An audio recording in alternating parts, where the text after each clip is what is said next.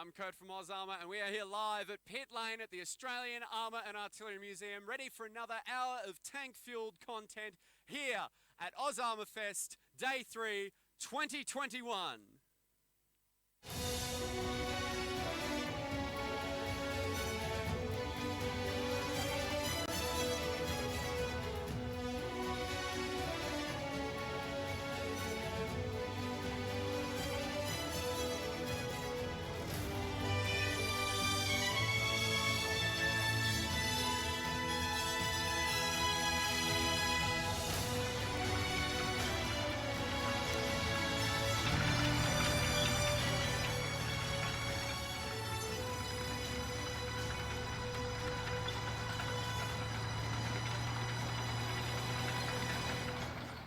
I hope the neighbours don't mind the roar of engines and the screeching of tank tracks, because that's what's in store today, and that's what it's all about here at the Australian Armour and Artillery Museum. Thanks again for joining us. We had a fantastic stream from our partners, World of Tanks, last night, and we hope you can join them again tonight at the same time. It's great here. The tanks are driving behind me. There's rides. It's got a real carnival atmosphere. It's just fantastic all around. We're up for a great day. Before we get on with the proceedings though, let's take a quick look at yesterday's Grand Parade.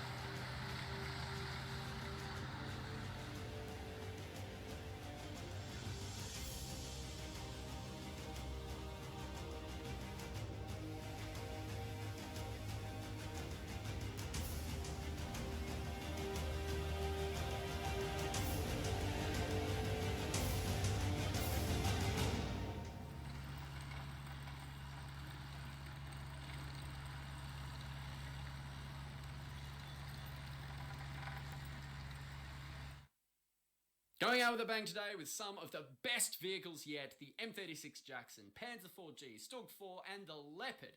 The affectionately named Tiny Teddy M113 fire support vehicle will look suitably tiny next to the world's biggest ute, the ATT artillery tractor.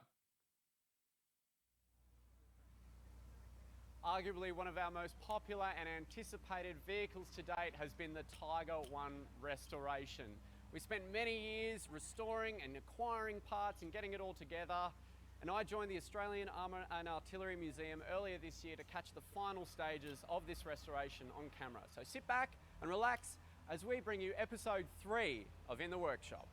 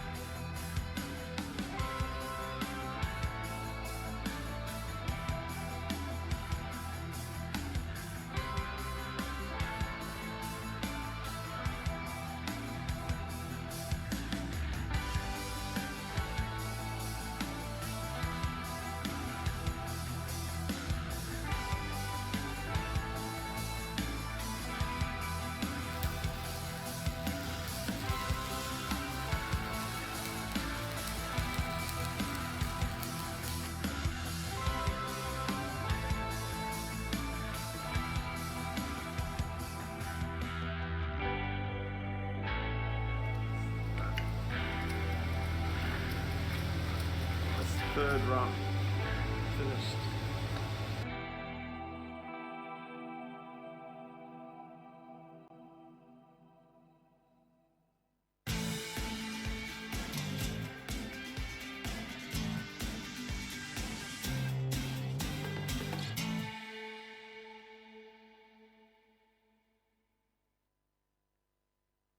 Hi, I'm Kurt from AusArmour, and this is the Australian Armour and Artillery Museum.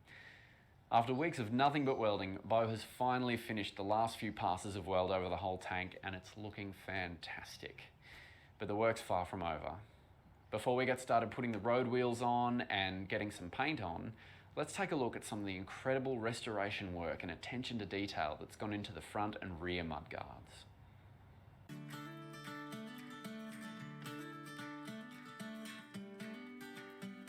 Pretty bent, so we've straightened it out and then kept this, a lot of like the damage and stuff. It was missing a few of the hinges, so we've had to make some, copying the original ones. This is a picture of an early Hull Tiger, but they've all got the same mudguard holder. So I've made this thing here spring loaded to hold the mudguard in place to stop it moving around too much when they're driving. We've been collecting parts for over 5 years, and even though we've found some incredible pieces, some parts were just impossible to find. We had 3 right-hand mudguards, front mudguards, and we've had no choice but to make a left one, so we thought we'd just use an original one instead of making a new one. That's obviously better. Everything's original except for the hinge at the top. The hinge was completely bent. Yeah. It was unable to be used. Beyond repair, yeah. We couldn't use it. And we've made new locking mechanism. Everything else we've freed up, it's not working. This is the locking mechanism which locks into this piece, which holds the mudguard down, stops it flapping around. And this one here is the one that holds it up, I guess, for when they needed to work on the track. I don't know, I'm pretty proud of them. I reckon they're pretty cool. You know, to make something working, it's better than having something just not, you know?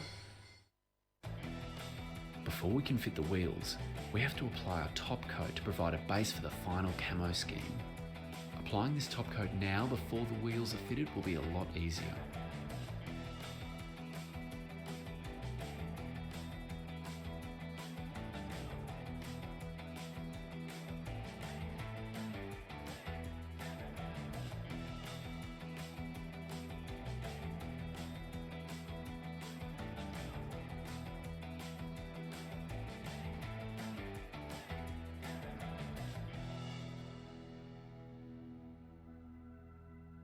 One of the most critical pieces of the Tiger One wheel assembly are these, bananas.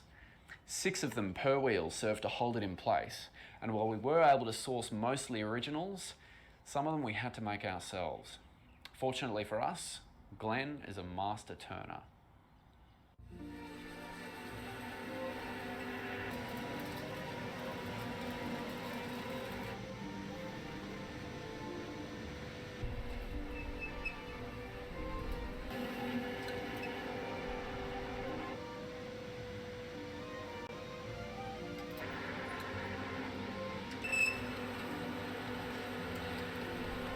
But this is the correct thickness. Yeah. That's the correct thickness, that one. And these ones don't have any groove in the middle. See, that's got a groove. Because they're middle ones, right? Yeah, that's right, yeah. This one's got a groove in it, so we've got 3 with the groove and 3 without. And the one with the groove in it sits in here, inside this groove on the hub. And then the other one slide up like that to it.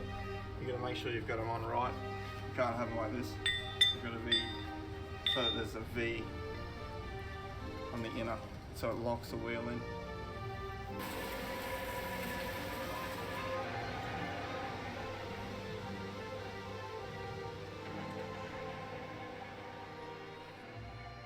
It all seemed like smooth sailing Everything was ready to start fitting the wheels until we came across a small problem. A lot of our wheels are like really badly damaged. It's like distorted. The inner is just, yeah, not round at all. Pretty much like out of shape. The outside's not as bad as long as the banana can pull on and pull it together, then they'll work.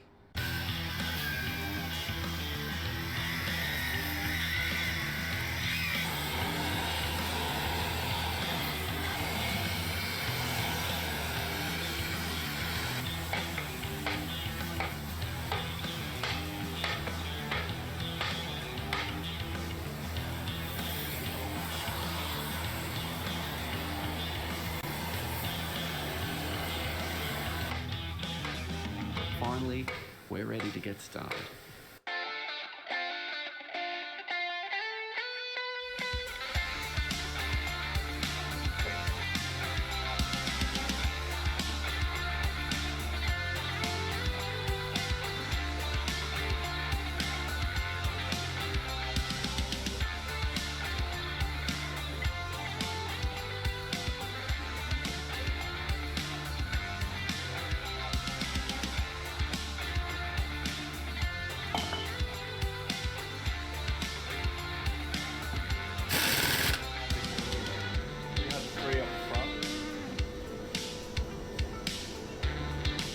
It took that took 4 hours.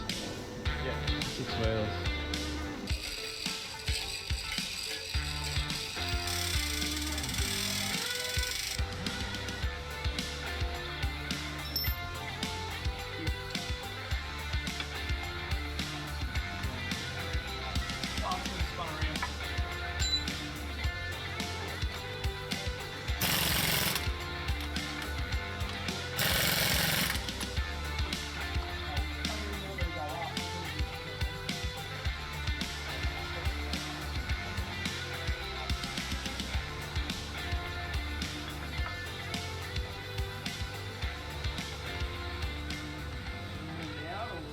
Like everything else with the Tiger, it is hot and heavy work, but we're finally coming into late autumn, so things should start cooling down a bit. Join us next time as we fit the final few wheels and watch Beau lose his mind as he makes all those tiny locks and latches for the accessories. We'll also prepare to get the track on and get ready for the last pass of paint. So until then, I'm Kurt from AusArmour, and I'll see you on the next one.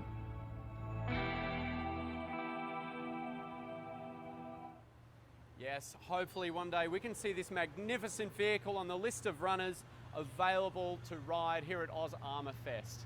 And joining me now, live, the star of the show, of the In the Workshop series, Beau. Thanks for coming on the show. No worries, thank you for having me. Mate, how long has it been since you've worked here? How long have you been restoring tanks for now?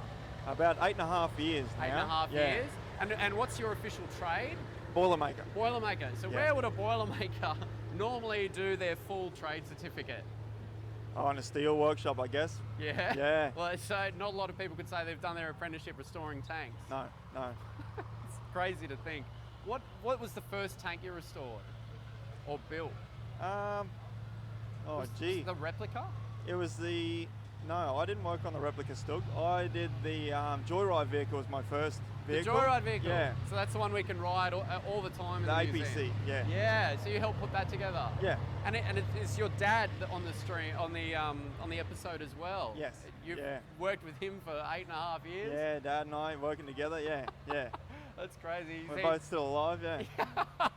You haven't murdered each other Yeah, yet? that's it, yeah. Well, it's funny, I think the dynamics shifted a bit as he's sort of, moving towards the end of his career maybe, and you're starting to step up. It's pretty cool to see. Yeah, I think so, yeah. Yeah, a nice little transition there. Mate, have you, so what other vehicles have you worked on? We did a Stuart also. I think that was the second vehicle we did, and then we moved on to a Sentinel. Okay. And that was at our old workshop, Yeah. where we didn't have much room. Yeah, we did a few vehicles there, and then we finally got a much better, a lot bigger workshop. Bit of a We had a bigger lot setup. more room, yeah, a lot more equipment, yeah. So we're pretty good for equipment now, so yeah. How'd you find the Stuart to work on compared to, say, I think you worked on the StuG IV as well? Yeah, so the StuG and the Stuart, right, the Stuart was a riveted hull Stuart, so yeah, it was pretty difficult. because we had to replace all the panels. We had to punch all the old rivets out. Really? Yeah, it's a lot of work. Yeah, so a lot of heating, a lot of hitting. Yeah, it was very, very labor-intensive work. Working on the StuG, completely different because that was built from scratch. Yeah, so the Stuart, we actually had a hull to start with. Right. Yeah. Already sort of complete. It just had pieces cut out of the plates, pretty much. Yeah. And well, we're going to have a look at the Tiger and how it's looking now in the museum itself. There she is. Look, how do you feel when you see it sitting there? That's our best restoration yet by far. Yeah. It's not a runner yet, and it doesn't have Zimmerit, but I mean, after the response we've had, well, we kind of have no choice but to make it a runner, right? Pretty much. Yeah. So what's the process going to have to be? We'll have to get it back to the workshops, obviously, but Yeah. So yeah, it needs torsion bars, gearbox, pretty much everything inside. We're going to fit out the interior like it would have been originally to as good as we can. Yep. The turret also. So yeah, there's a lot of work to be done, but it's very doable. like one of the longest things, one of the longest time sinks, I guess, will be finding all the parts for it. Definitely, yeah. We're going to try and use as much original stuff as we can. Always, which is it's very, very tricky to find. Yeah. I can imagine. Well, after all that, after doing the show and having it all complete, I got the final stages of the Tiger going into the museum, and it went fairly smoothly. Yeah. But we did have a few hiccups, I believe. We had to have it on a stand because there's no suspension. Yes. How was that process? A bit hairy to begin with. Yeah, it was a bit frightening. It's like frightening trying to back it in with a leopard tank. Yeah, it's older brother, I guess. Yeah, it was very heavy. Yeah, and extremely heavy.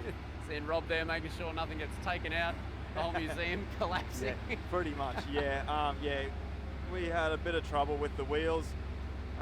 Pretty much. Yeah, we had them just welded inside, and we had a bit of trouble with that, but it's in its resting place until we find all of the running gear. Yeah. Yeah, get it all going. It looks fantastic in the museum there, mate. Yeah. You deserve all the accolades. You've done a fantastic job with your dad, mate.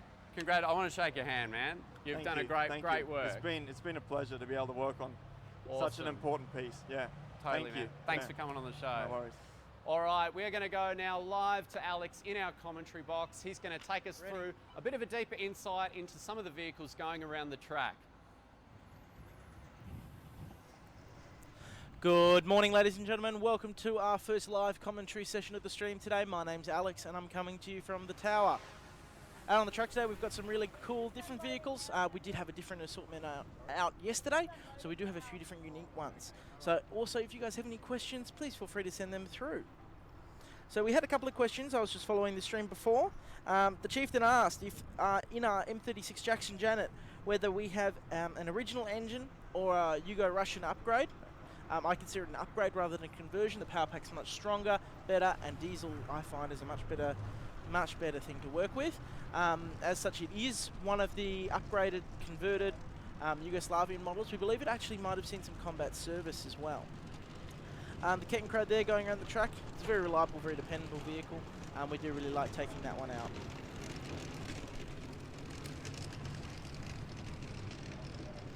The Chieftain also asks whether we have an ARV in the museum. At the moment, we are awaiting the arrival of a Leopard ARV from Europe.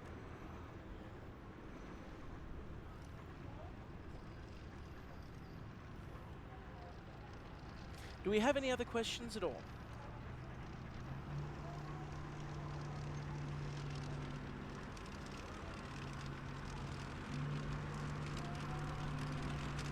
So David Green asked about some Panzer I parts. You might have spotted in our video yesterday. We do wish to do a Panzer I one day. However, we are still accumulating the parts to do that kind of rebuild. In the footage now, you can see our M36 Jackson. As discussed previously, this is Janet. So Janet is an absolute beautiful creature. Hopefully we can get with the drone the front armour facing of the vehicle up on the gun mantlet. So at the top of the gun mantlet there, you'll be able to see a rectangle. It might be a bit tricky to see on your screens, but please look closely. Just above the gun itself, closer to us on the stream, you'll see a rectangle. That rectangle is where we believe an RPG round has entered the vehicle through the gunman at the turret and detonated inside the vehicle.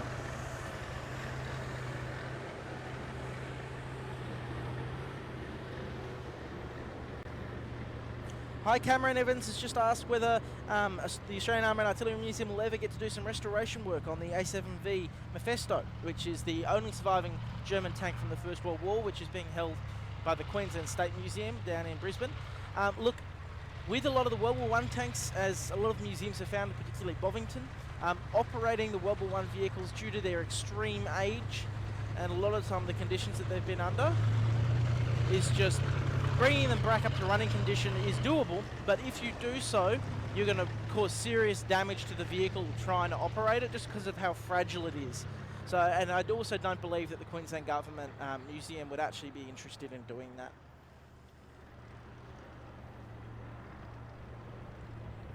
So Heath Stefan asks, how much fuel you use for AusArmourfest? So I don't have a definitive number, but I have been thinking about it. We did get asked this question on Friday's stream. I will be talking to the fellow who got all the fuel for the weekend, and I'll be getting up a number of how much fuel we've actually purchased for the weekend. Hawk Jones asks if Manfred is here. Manfred is one of our volunteer drivers. Unfortunately, he wasn't able to make it to Queensland due to COVID lockdowns. So Toddy K asked where we source our parts from. I'm assuming that's for our Panzer projects, World War II German tank rebuilds. Some parts do come from Germany. When we do our Jagdpanther restoration, you will see the front plate is a very beautiful piece. It's very, very good condition, and that's because it was actually recovered from a location in Germany, and it was never fitted onto a vehicle.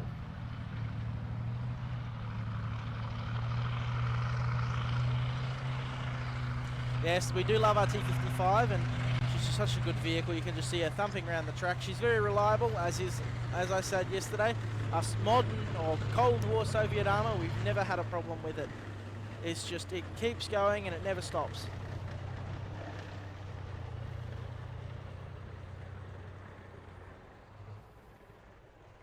Our RT-55 actually came out of Bulgaria.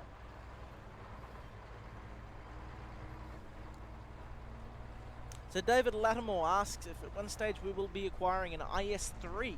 I do love the look of the IS-3s. They are very different.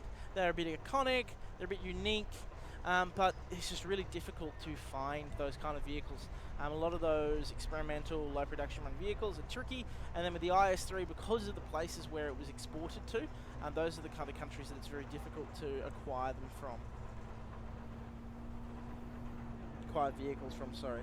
And see going around the track there is our little Fox. It's very much a favourite here at AusArmourfest, just because of, you know, the big high hatch, the high turret, sorry, on the vehicle. It just makes it a really nice, fun ride.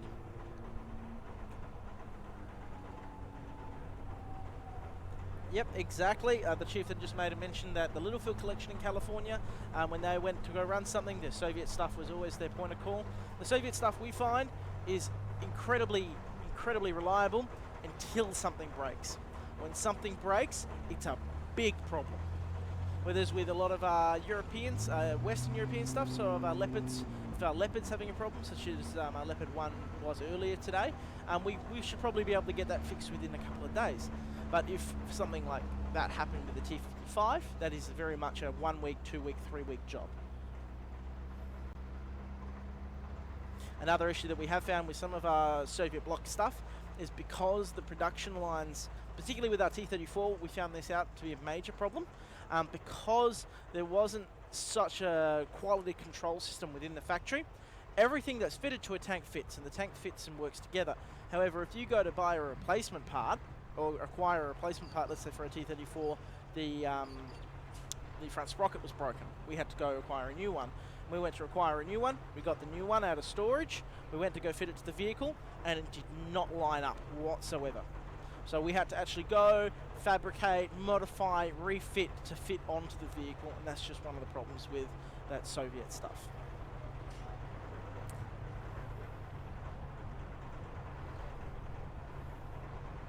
Thank you everyone for your wishes and your wishes from all across the world. We're very excited to bring you this live stream, and we're very happy to see so many people from so many different places all around the world staying up really late or waking up really early to catch our stream today.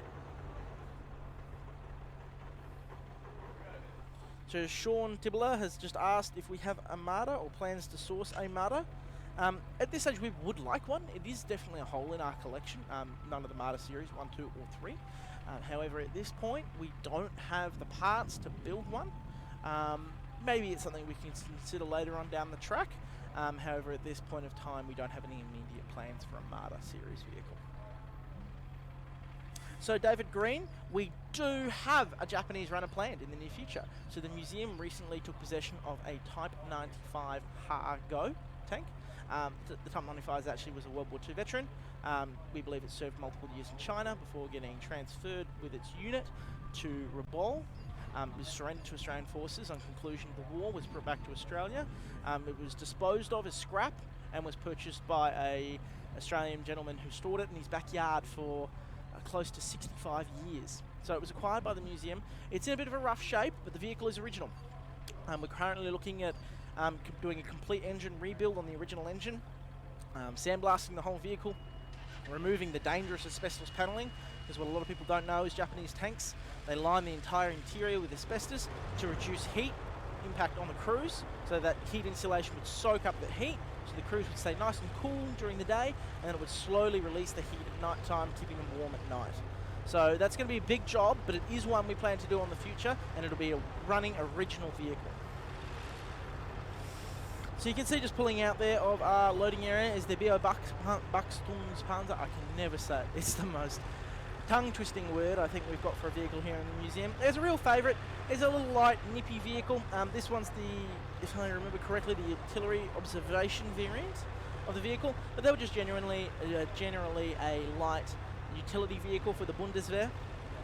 And they were just a really good, easy to operate, reliable, dependable vehicle for a wide variety of roles, from field ambulances through to obviously artillery observation vehicles. So Craig Jones has just asked where the Commander's Deck tickets viewing platform is from the track. So we do have a drone out on the track at the moment. If the drone spins around, you might be able to see the deck. So on the deck as well at the moment, we both have the Commander's Deck set up, and we do also have our live studio for AusArmourfest's live stream.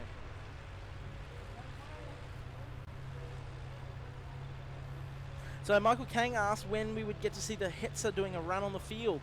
The Hetzer was around on Friday. Unfortunately, I don't believe it was captured on film. I do apologise for that, but we had a 2-hour block. We were running vehicles, and the stream only allowed us to show half an hour of that 2-hour block.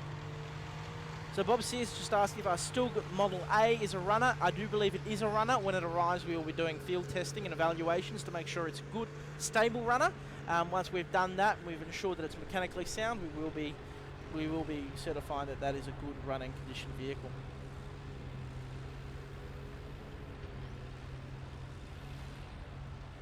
So James Agler's asked where we acquired the M36 Jackson from. It was acquired from Britain. It was acquired from a company there that has actually done multiple, I believe it's either a company or an individual, I can't remember at this point in time, that has done this restoration process with a number of M36 Jacksons. I believe a number were brought back to the UK after the Yugoslavian troubles and civil wars there.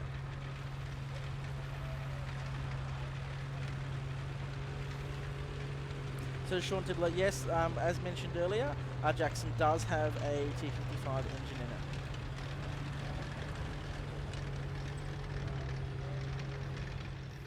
It's a great shot there as the Beau Buxton's is coming around. You can see all the vehicles we have lined up. That's our loading bays off there to the left. And we did have this comment yesterday, why are all the riders not wearing uniforms? And that's because here at AusArmour, we really want to put you in the seat. And we want you to ride the vehicles and experience the vehicles. We sell Joyride tickets on all of the vehicles here out on the track today.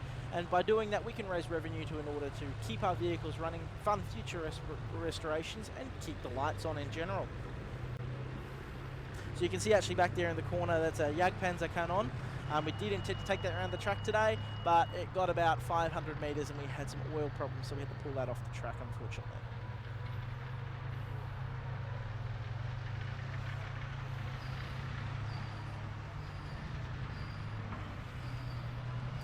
There's the green water truck.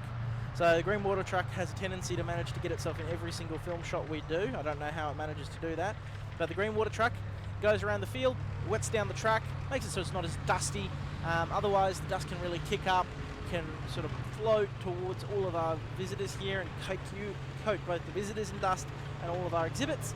In addition to that, the riders get quite a lot of dust and mud everywhere, so it's better to keep it wet, keep the ground wet, keep the ground down, and that way it's a bit better for everybody.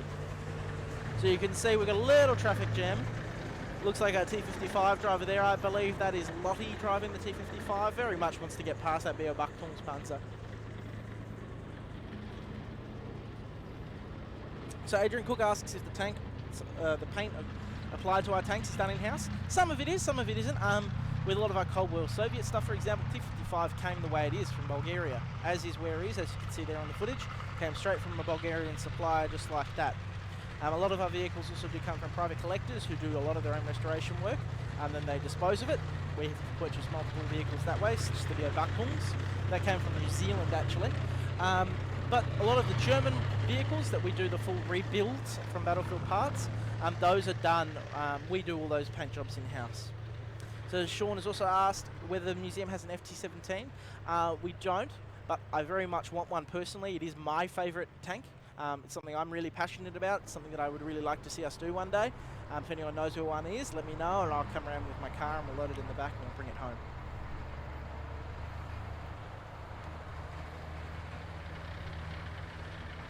Oh, Mark Mueller's just asked what the battle history is on all of our tanks. Mark, the problem is with a lot of the vehicles, a lot of them didn't see combat service, especially a lot of the Cold War vehicles that come from disposals from countries that have never actually seen conflicts with them. The ones that we know have had combat service are obviously the German tanks from World War II. There's a lot of those are rebuilt from wrecks, so those wrecks have seen some combat history, obviously. One of the ones we do know that's seen combat history with us is the M113 fire support vehicle. So that's a Vietnam period Australian Army improvised vehicle that was utilised extensively in Vietnam. Chieftain has asked how many drivers we have. So we have a variety of drivers. We've got about 8 drivers in house. So they're both workshop staff, museum staff. About 8 of us that can drive these vehicles. On top of that, we typically have 6 to 8 others come from across the country. About 4 locally and about 4 from interstate. They're all either experienced veterans or they have their own armoured vehicles, and we believe they are responsible enough to operate them, and we allow that. We do have this year, to make up numbers, we do have a couple of combat veterans that have been invited along. So thank you very much, guys. I'm afraid I've got to wrap it up there for the first set. I'll pass you back down to the studio, and I look forward to talking to you again soon. Thank you so much. Once again, we had some fantastic online battle action with World of Tanks, getting hearts racing around the world. Thousands of players online at any one time, duking it out with their favourite armoured vehicles. These guys, along with Tag Mods and Republic of Gamers, have partnered with us this year, supporting the rebuild of our upcoming late war StuG III restoration that Beau will be taking the lead on. Of course, by getting in the store and purchasing some of the themed premium content on offer, you'll be going in the draw to win this very powerful gaming PC from Tag Mods and Republic of Gamers, housed in a StuG III replica model. The proceeds from this premium content you purchase will not only be benefiting your profile in the game, it's also helping us out with our important historical work. The PC looks pretty cool, huh? You want it? You really want it? Hit the pinned link in the description and watch on. So you want your very own StuG PC, hey? Well, here's how you can get one and support the AusArmour Museum at the same time. Just head on over to tanks.ly/AAF2021 and you'll be able to create an account.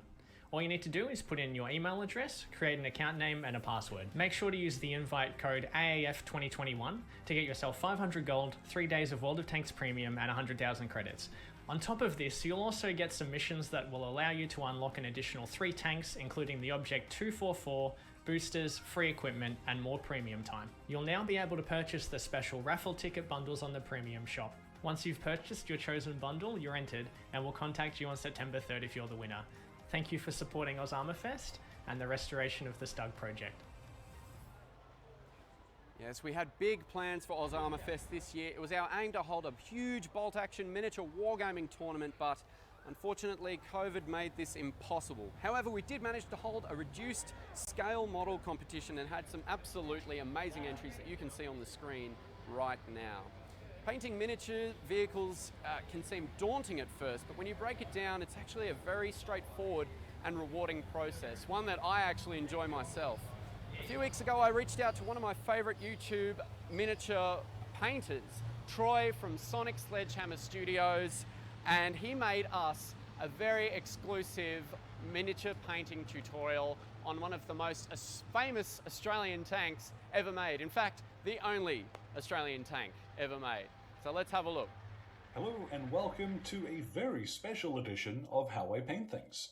Now, I'm Troy. You might know me as Sonic Sledgehammer over on YouTube, where I do these painting guides pretty regularly. And the Australian Armour and Artillery Museum got in touch and they asked if I'd like to do something special for this live stream. And I jumped at the chance because, oh boy, what a lot of fun this would be. Now, I decided to paint up the Sentinel AC-1, which is far from a paper panzer. There were actually 65 of these produced, though they never saw combat. What we're going to get started on is how to paint your own for your own army.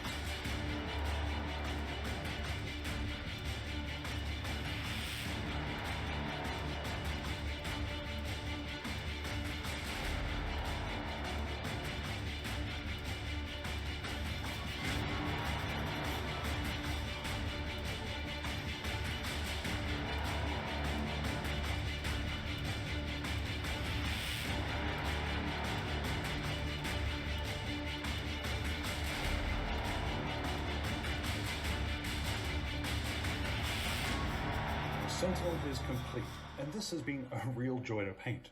It's an absolutely fascinating vehicle, and I thoroughly suggest go look up a little bit more on it, because its history is just neat. So thank you again to the Australian Armour and Artillery Museum for sponsoring this video. This was a lot of fun, and remember that you can pick up your own Sentinel in World of Tanks. So go check that one out if you want to cane around in some homegrown Aussie armour. Thank you very much for your time, one and all. You guys all enjoy the rest of the stream. Yes, we had to cut down the video quite a bit for the stream, but you can catch the full tutorial on how to paint your own Sentinel at Troy at Sonic Sledgehammer Studios YouTube channel. It's fantastic. You can find that one and many more on that channel. Be sure to check it out. My next guest, he is someone that doesn't necessarily game too much or does a lot of miniature painting. He prefers the real thing.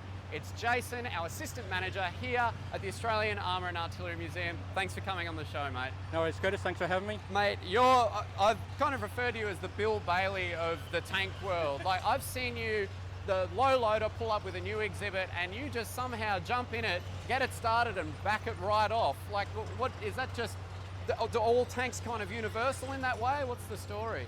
No, what it is, like Rob will get the starting instructions for me. A lot of the Russian ones that we get in, or the Soviet ones, they have the startup sequence is very similar. Okay. So they're all, mainly manual, stick steer. So they all have their similarities, especially in those sorts of things. So like each nationality has like a similar sort of feel to it. Exactly. Right. Any nationality that's particularly challenging to work with? You got to watch the Russian ones because they're the ones that if you're going in reverse, sometimes the steering is opposite to what you're going forwards with. Wait, hang on. So if you pull this handle, it will turn. It'll generally turn. If you pull a left stick, it'll generally turn right. Oh man. So. That's what I usually say to Rob when we get it in. Can you put them on the truck facing off? Oh, because there's not much room to take them off the trucks. So you just got to make sure that the steering going down is a lot easier rather than going backwards. That is mad. And now some of them I know have steering wheels. Which ones are those? Are they the more modern tanks, or I think some German World War II German ones have steering wheels? Is that right? Your Tiger one's got like your little steering yoke, Yep. sort of as a 3/4 steering wheel. Yep. The Canone, which we've got out the back there, is Cold War era. That's got a steering wheel. Your Leopards, they got a steering yoke. Yep. And then you've got your stick steers along with that as well. What are you driving today? What's your main vehicle? Well, I'm on the Leopard 1 at the moment, but nice. we're just fixing a small fuel leak on that one. Hopefully it should be up and running. Excellent. But I've driven the T55 already this morning, and like we've seen yesterday, I was all day on the T72. I don't think I stopped apart from lunch and having some fuel that actually drove fantastically. It looked great on the stream. How and you love the Leopard though. The Leopard is nice. Oh, I to drive. do, yeah. Just smooth. I was on Leopard for 12 years. That's right. You're ex-army, right? Yes, that's correct. So, but I started off as an IET gunner. So everybody usually starts off as a driver. Right. But we got to a point when I joined up that they were screaming for gunners. So they brought in the IET gunner course. So we only did first and reverse. But as you go through your career, you drive anyway. There's the opportunity to drive. But the Leopard is such a dream to drive. It's a 4-speed automatic. Big accelerator, big brake. Little steering yoke. You can drive it one hand, basically. Awesome. Well, I understand you're actually writing a book at the moment on the Sentinel. That's correct, yes. Well, here it is on screen right now, and like this is our exhibit of it. Tell us why should people be interested in this vehicle? Well, it doesn't get a lot of press. That's the thing. We never had an automotive industry as such at the start of World War II. We were building trains and planes, with the Commonwealth Aircraft Corporation and that sort of thing, but we never had a tank building industry or a car building industry. And we've got it. We have some pictures that we had on screen earlier of it being the wheels getting prepared and it's all cast, I believe. That's correct. That's a huge amount of industry you need for that. Exactly. And Bradford Kendall, who come forward and said, listen, we reckon we can do this. So we were the first country to do a fully cast hull and turret. The French were doing it a little bit, but on a much smaller scale. So we were actually the first country to do a fully cast hull and turret, which later the Americans copied. Later on in the M47 and that sort of thing as well with their castings. Right. But BHP actually did all the chemical makeup of the steel. BHP, yeah. So what had happened, because you need nickel generally to make steel or armour hard. Yeah. But we never had a nickel deposit here big enough, and we had no way of refining it. So we used zirconium. Zirconium was common to beach sand around Byron Bay, South Queensland area. You're kidding. So we used that, and with silicon and a few other bits and pieces to make up our armour. And our armour, when they did the match-ups and the ballistic testing, was actually found to be superior to what the British and Americans were using. So actual Oz armour. Exactly, Oz armour. So the makeup of it was very good. And when we changed the shape of the vehicle from AC1 to AC3, so now we've gone with the sloping armour. So we started off at about 51 mil at 24 degrees, gave us something like 129 millimetres of armour protection on the front. Man, unbelievable. And you're obviously sound like an expert, but you are an expert because you're writing the book. That's right. I've spent about 2 years on this book so far. So, I mean, there's stuff already published on the Sentinel, but what I found was it's not enough. I wanted to know more. Go deeper, so right. I've gone into a lot of the archives, a lot of other different publications as well to extrapolate different bits of information that can join together, gives you a bit more detailed description of the vehicle, its armour makeup, its mobility, the armaments as well that went on it. So it is an absolute fantastic vehicle. Unreal. The Americans, and I've got it in the book, you know, the few snippets there, that they said that this vehicle is actually superior to not only what we got, but even some of the German tanks as well. Mate, that is unreal. I can't believe it. Like, just going into this interview, I had no idea, and now I actually do want to know more. That is fascinating stuff. When can we see it in print? Well, I'm just about finished. I actually spoke to a guy here a couple of months in a museum. He said, listen, I know another guy who's got some photos that were, when the project stopped in 43, a photo album was incidentally thrown in the bin, but one of the scientists picked it out of the bin. Recovered So they've actually allowed me to use these photos, which I don't think you'll probably find anywhere in the archives. Unbelievable. They'll be in your book? They'll be in the book. Fantastic. Jason, thank you very much for coming on the show, mate. It's great to have you. Thank you for all your insights, and enjoy. I hope you get on the Leopard soon. Yeah, so do I. It'll be good to drive it. Thanks, mate. No worries, thank you. We're now going to go back to some live commentary with Alex in the tower. How's it looking, Alex? Welcome back to the tower, ladies and gentlemen. I'm Alex, and I'm here for our second live stream Q&A session, and also the last one, unfortunately, for AusArmourfest 2021. If you have any questions, please feel free to let us know.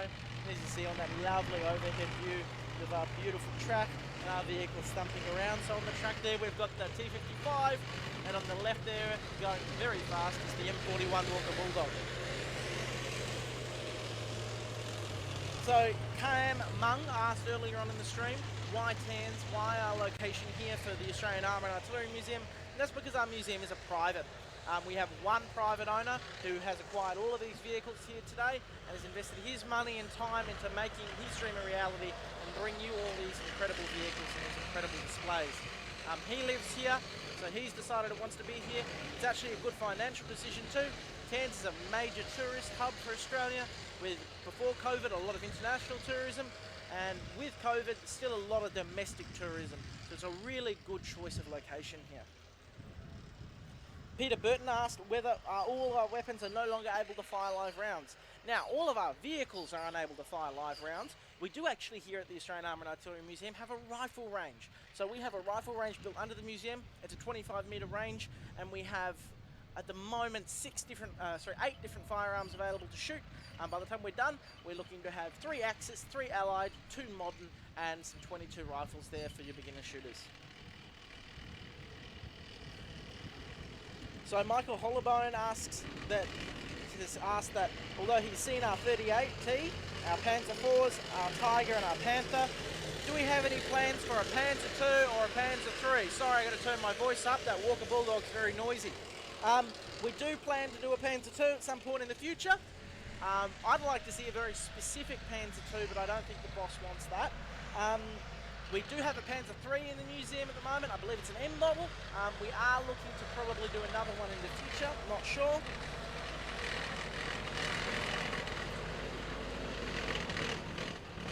Hi Liam Sands, I'm afraid I have no idea about that one. That would be something for World of Tanks. So Cameron Barnes asks, when the Melbourne Tank Museum closed, how many vehicles came from that museum to us? Off the top of my head, I can think of around 5 or 6 that came directly from the museum, but just from John Belfield, the owner of the museum, his private collection, his salvage yard, I think we've probably got around 10 to 15 vehicles that have either come directly from him or come from him in an overarching way. So for example, AC1 Sentinel, you just saw there in the footage, that vehicle actually went from John Belfield's collection there at the Melbourne Tank Museum to Texas to a private collector. It was then purchased by World of Tanks and donated back to the Australian Armour and Artillery Museum.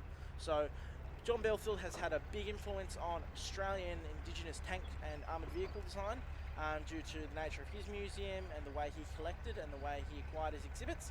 And we're very fortunate that that was the case. It's preserved a lot of our domestic history here. So Brett Woodward has asked if we have any future ambitions for a King Tiger. Look, that would be the king of any collection, I can tell you that for a fact, but that's something that we're really not sure about. To acquire the amount of pieces we would require to do a reconstruction project, so we aim for between 70 and 90% original components when we do reconstructions. Obviously there are parts that we can't find, we can't acquire, we can't get. or are financially just far too restrictive. As such, we do our absolute best, but at King Tiger we just don't think we're going to be able to find the amount of components necessary to do that authentic reconstruction and rebuild of a vehicle from scrap. So Michael Davis, we have a M113 with a Saladin turret, if that's what you mean. Our FSV is out there. I'm not sure that T50 turret. Sorry there, ladies and gentlemen. I left my other walkie-talkie on. I think you're talking about the one there with the lighter gun. I'm afraid we don't have that one. So Sean has asked if we have an SU-76. We do have an SU-76. We don't have any plans to get one because we already have one. It's a running vehicle. It was out on Friday. It was acquired from a Boulder Marine Museum as part of an exchange program. It's out on the track now. You can see our Greyhound. This Greyhound's actually a bit interesting. We acquired this one from Holland. In the driver's seat there, you can see Daryl. If you were watching the live stream yesterday, you would have seen Daryl on there. Our Greyhound was acquired from Holland. It was fully restored there. We purchased it, and it actually has come signed by a member of Easy Company 506th 101st US Airborne. On the driver's hatch there, on the interior, in permanent marker, it has been signed by that member of Easy Company, and then has been preserved with a lacquer coating. So just a very interesting personal touch to that exhibit. We've just been asked whether we plan to secure a Churchill. Matthew, we have many Churchills here at the museum. So here at the museum we have one Churchill Mark 7 out as a gate guard. We have another Churchill that was ex-Australian Army that has the Engineer Corps additional armour on the sides as an armoured engineer vehicle. We have one of those in the museum. We have an additional regular Churchill in the museum. No, we don't. So we have two Mark 7s. We have an ARV version with the dustbin on it. The dustbin thrower, and then we've also got the Churchill Toad, which is the post-war flail Churchill. And our Toad's really cool because it's one of only two in the world, and ours is the only one that actually operates. So I'd really like to see it come out next year for AusArmourfest. It's going to be a bit of a job, but make sure if you keep asking us on Facebook, I'm sure we can get it to happen. I like to bring her out and put a few big bales of hay there and just watch the flail slice it all to pieces. That'd be very fun, I think.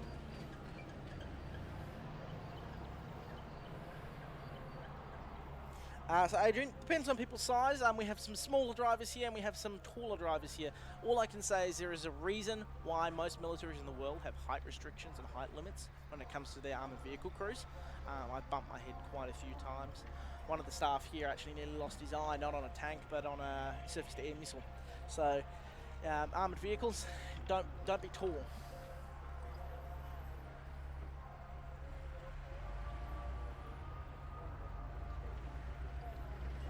How goes our Walker? So our Walker is actually ex-New Zealand stock. A lot of people don't know that New Zealand was actually gifted 10 of these by the American Army during the Vietnam War. The New Zealand Army was given 10 of these with spares, training instructors and equipment. After they received them, the American government then went, actually, could you crew these vehicles and bring them to Vietnam? The New Zealand government very quickly said, no, please don't make us do this. RPGs are sailing through Centurions. They're going to be a lot worse. The consequences for a Walker Bulldog are going to be much worse. On top of that, sentiment domestically in New Zealand wasn't positive for the war, and it was just not politically not a feasible motion for the New Zealand Army and for the New Zealand government. Ours was purchased as a wreck. It was fully restored in Australia by an Australian team. Interestingly, before they did some minor tweaks with the engine, one of the head engineers is a good friend of ours. His name's Mick. Took it out for a bit of a spin, bit of a thump around the track. Maybe he was a bit aggressive with the throttle and with the accelerator, but he managed to burn, after driving 1 kilometre, 11 litres of petrol. So, not very fuel efficient.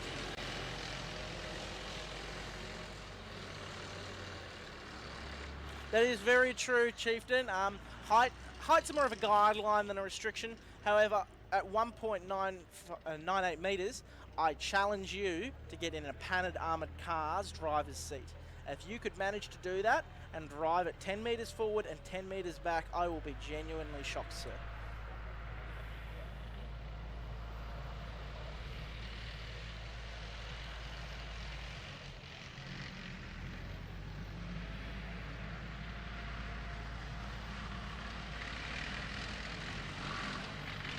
how lovely does that walker look?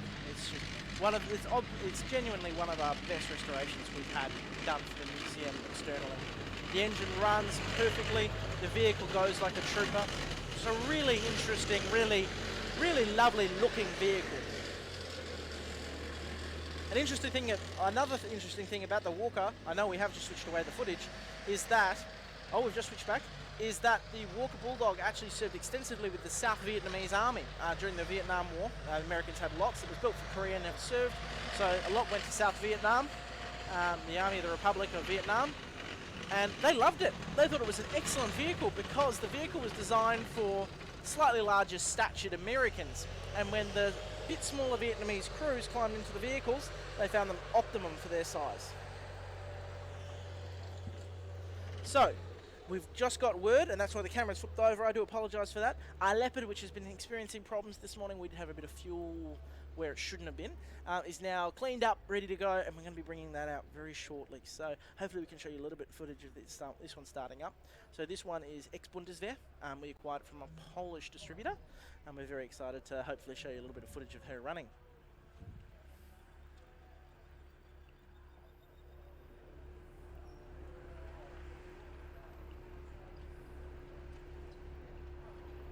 Do we have any other questions at all? So as you can see there, ladies and gentlemen, we had the engine deck lifted up with the heavy forklift there, and we had our engineers there, Peter on the left, and behind him one of our volunteers, Dave. They've been working on that engine cavity all morning, and on that power pack just to make sure everything's right, safe, and ready to go before we take it out on the track. Thank you for your kind comments, Michelle. We love bringing this to you.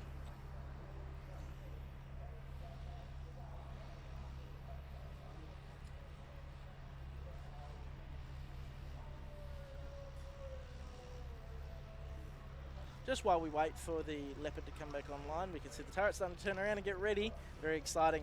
We'll have a look at the Kettenkrad. So our little Kettenkrad there, it's a joy. It's such a happy little vehicle. It bounces along, you've got high speeds. Interesting thing with the Ket, we had some sound guys come out a couple of years ago to record the sounds of the vehicles in motion. Really interesting people, really interesting what they could do with those microphones and really capture specific noises. And we came to the conclusion that the tracks on the Kettenkrad actually make almost as much, if not more, noise than the engine. So that kind of clattering, rattling noise you might just be able to hear through my microphone is actually the tracks making noise, not the engine itself. Kettenkrad is definitely one of the favourites when it comes to AusArmourfests and rides. It's just a fun, really unique vehicle for all ages and sizes.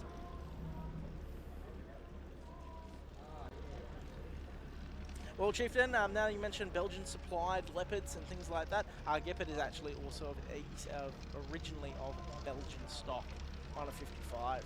An interesting fact about the Gepards, you might have seen them yesterday on the stream, ladies and gentlemen, the anti-aircraft version of the Leopards, 20 of those actually, those Belgian ones I believe they were, ended up in Qatar in 2020. And the interesting use that the Qataris thought that they could be used for was point anti-aircraft defense against unmanned drone attacks. So explosives being strapped to supermarket drones and electronic store drones and driven into crowds and buildings during the FIFA World Cup. So a very interesting modern repurposement of a self-propelled anti-aircraft piece. So Bronwyn has asked if you have any World War II Italian tanks. We don't, unfortunately. It's something we'd really like to work on, but they're pretty difficult to get outside of Europe, but something we would really like to look into in the future.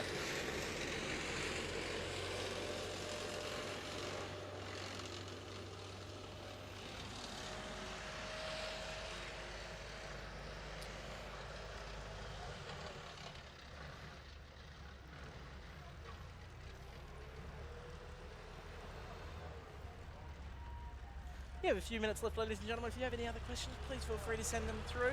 Hopefully we can get you a couple of seconds of footage of our Leopard backing up there before we have to switch back to the studio.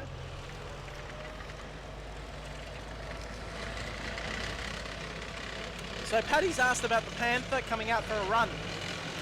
Paddy, the Panther went out for a run on Friday afternoon. We discovered it had major issues that we didn't uncover during the test drive. And then we weren't present when we did the test drive for it.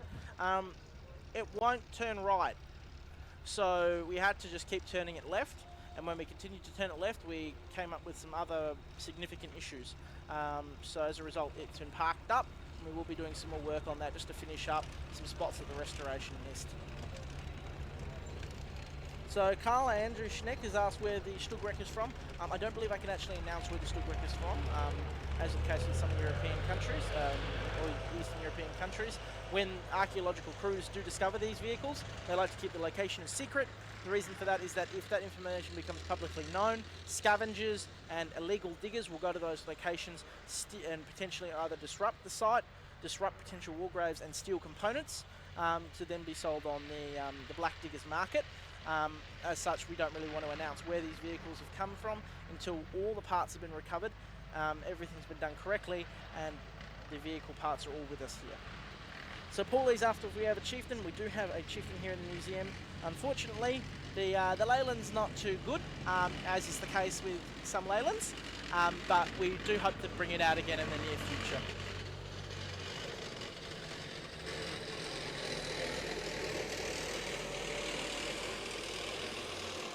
So Tim Newton's just asked if we have any Swedish S-tanks, so the STRVs. We don't have one here. I'd really love one. They're just such an iconic, unique and interesting vehicle. I mean, something that can go as fast forward as backward as it can backwards, something with no gun elevation, no gun traverse, central mounted. It's just a very incredible design and thought process that's gone into that vehicle. And that's something I really enjoy here at AusArmour, is seeing all the different vehicles, seeing how the designs differ, and you know, the thought perspectives behind design teams in different countries based on their periods. So we've just got some overhead footage there of the team putting some extra fuel in the tank, make sure everything's primed and ready to go.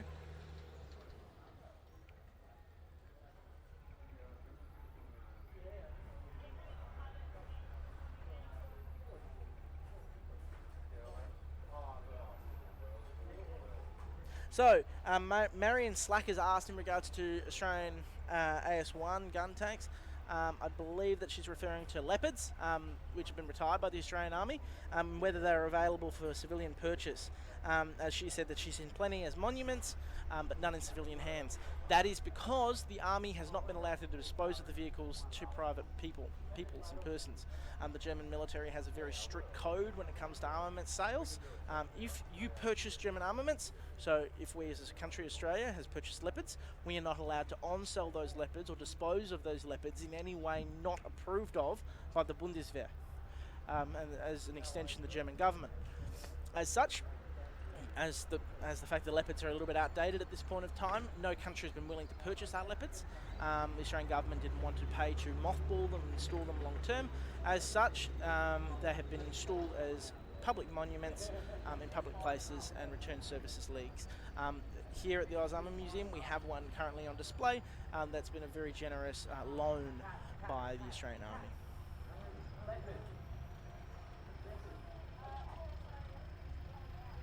Sean has just asked whether we're going to get a Macarva. We were offered a Macarva a good while ago, but the price it was at was extreme. I think that is because there are just simply not many Macarvas outside of Israel. They're still very secretive with their tank design, which is very important. I believe that is a very fair thing to do. But one day, hopefully. Now, you can see on the footage there, just behind Tiny Teddy to the right, and there she is, the Leopard 1's coming out to play. So it's really good that we could have her come out today. She's a regular runner for AusArmourfest, and it's really exciting to see her out there. Now, thank you very much, guys. I have to pass back to the studio, and I'll talk to you later. Thank you. Well, that's about all we have time for. Thank you very much for joining us, but don't forget, World of Tanks will be carrying on the stream at 2 p.m. Australian Eastern Standard Time today. Don't forget, if you want to go in the running for that StuG III PC, you can follow the link in the pinned comment in the description for your chance to go in the draw to win that, and also support the restoration of our StuG III. It's been an absolute pleasure having you on the stream. Thank you very much for joining me the past 3 days. If you have any comments or suggestions, we want to make this show bigger and better every year, so be sure to let us know. I want to give a big thanks to all of our interviewees that have come on the last couple of days, and also to World of Tanks, Republic of Gamers, and Tag Mods. And a very special thank you to Troy from Sonic Sledgehammer Studios. If you're into miniature painting or thinking of getting into it, definitely give his channel a look. Some fantastic stuff there. Also, something to keep in mind, we will be releasing the rest of our Tiger One rebuild featuring Beau, the star of the show. That will be released over the next couple of weeks, so stay tuned for more info on that. In the meantime, I'm Kurt from AusArmour. This has been AusArmourfest 2021. Thank you very much for joining us, and I'll see you on the next one.